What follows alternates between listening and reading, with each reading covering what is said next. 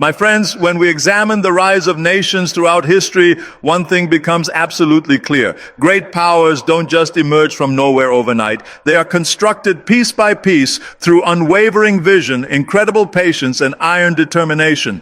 And today, as we study what India is accomplishing, we are witnessing a blueprint, sophisticated, calculated, but profoundly ambitious. A blueprint that will absolutely astound not only America, but every nation on this planet. Now, let me tell you something.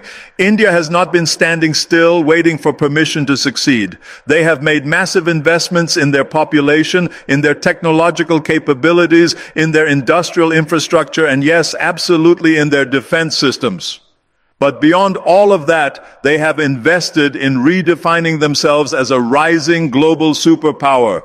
While other nations believe that loud confrontation demonstrates strength, India has discovered something far more effective: strategic excellence without the drama.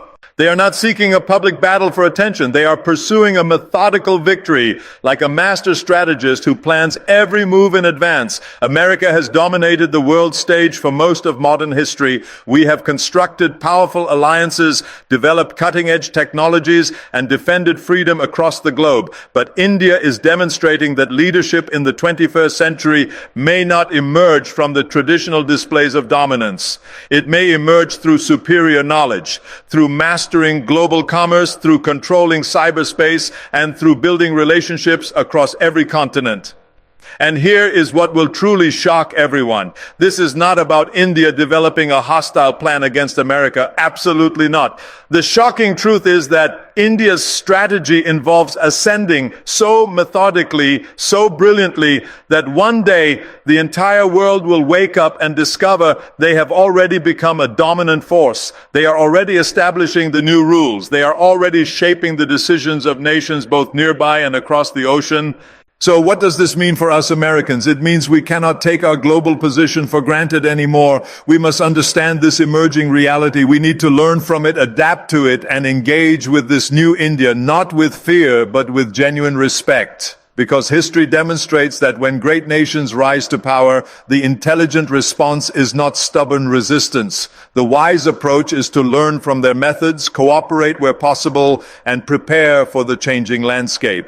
And so my hope is that we as an international community will view India's transformation not as a menacing threat, but as a powerful reminder. A reminder that the future will be shaped by those who invest in educating their people, who pursue innovation relentlessly, and who possess not just military power in their hands, but visionary leadership in their minds.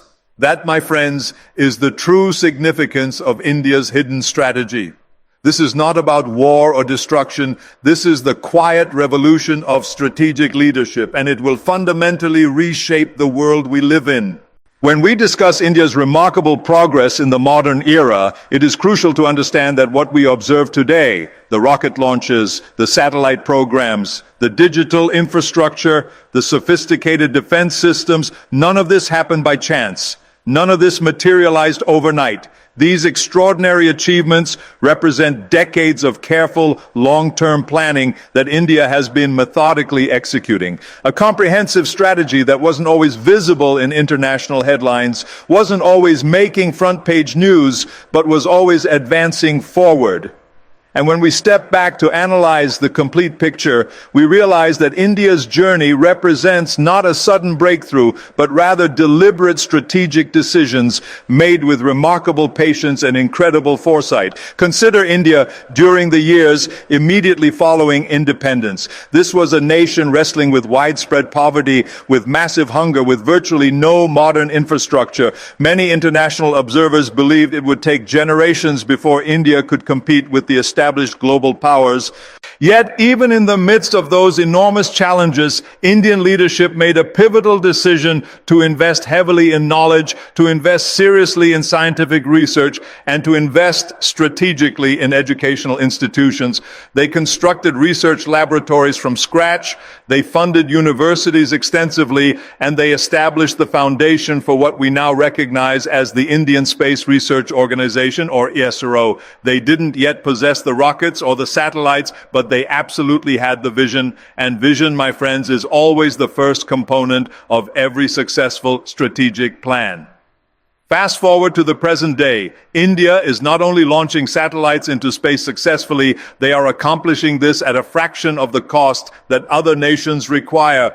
They have successfully placed a rover on the lunar surface, they have targeted missions toward Mars, and they are establishing themselves as a major space power for the 21st century. But the real lesson here extends far beyond space exploration. It's about what space capability represents, the ability to think strategically long-term, to compete at the highest technological levels, and to use innovation as a weapon of both progress and international influence. Because when a nation can construct rockets, when they can master complex engineering challenges, they also develop the capacity to strengthen their defense capabilities, to secure their cyber infrastructure, and to negotiate from a position of confidence on the international stage. And let me be clear, India's defense developments are absolutely not accidental either. This is a nation that has studied the global power structure very carefully. They have observed how military strength has shaped historical outcomes. But instead of simply copying existing models, they have chosen a path of selective innovation. Where they cannot yet manufacture independently, they form strategic partnerships. Where they can produce domestically, they refine their capabilities and expand their capacity. Their investments in indigenous defense projects, the Tejas fighter aircraft, the BrahMos missile system, the nuclear submarine program, these are not merely about weapons acquisition. They are about achieving strategic independence. They are about ensuring that India never becomes completely dependent on any other nation for their national security.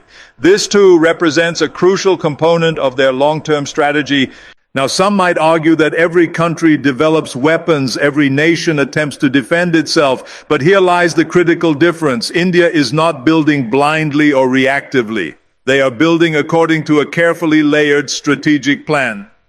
Simultaneously, as they invest in conventional defense capabilities, they are also making enormous advances in the less visible but equally critical battlefields of tomorrow. Cybersecurity, artificial intelligence, quantum computing research. Think about this carefully. In the conflicts of the future, victory may not belong to the nation with the largest traditional army, but to the country that can control information flow, protect its digital networks, and disrupt the technological systems of potential adversaries. India has recognized this shift early in the game, and they are preparing accordingly. Beyond defense considerations, India has placed tremendous emphasis on digital infrastructure development for their own citizens.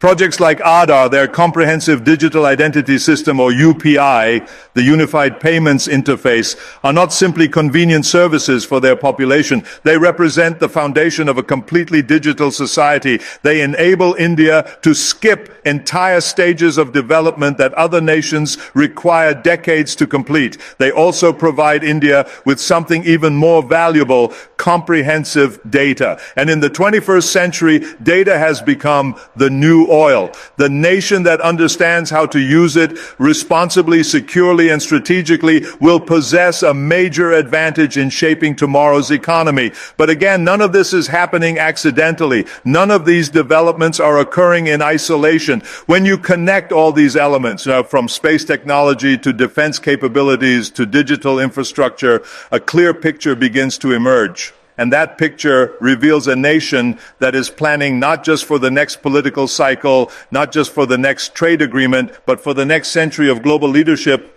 Let me provide a historical example to make this strategy clearer. In the mid-20th century, the United States made massive investments in our interstate highway system. At the time, people assumed it was simply about building roads. But what it actually accomplished was connecting industries, accelerating commerce, improving defense mobility, and unifying our vast nation. It was a long-term investment that generated benefits in countless ways for decades to come.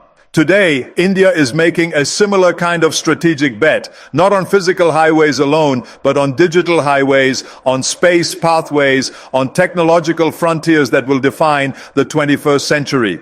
And what makes India's plan even more impressive is how they have combined ambitious goals with practical realism. They understand they cannot yet outspend America or China on defense budgets. But they also understand they don't need to. Instead, they search for strategic leverage. They identify areas where innovation can multiply their influence exponentially. They pursue partnerships where cooperation can accelerate their progress dramatically. They target markets where their products, affordable, efficient, reliable, can successfully outcompete established competitors. This is genuine strategy. This is long-term thinking. This is the hallmark of a nation that is not drifting aimlessly, but actively driving its own destiny forward. Now, why does this matter so much for America and for the entire world? Because when a nation of more than 1 billion people develops such a comprehensive vision, the global impact is inevitable. India is not only preparing to defend itself effectively, they are preparing to lead in industries that will shape tomorrow's economy: space technology, renewable energy, information technology, biotechnology. They are preparing to influence global standards in cybersecurity, climate action, and international trade. And in pursuing this path, they are sending a quiet but unmistakable message to the world. The era of passive India is finished forever. This is an India that plans strategically, an India that executes flawlessly, an India that rises with clear intent and unwavering determination. And here is the deeper significance that we must understand.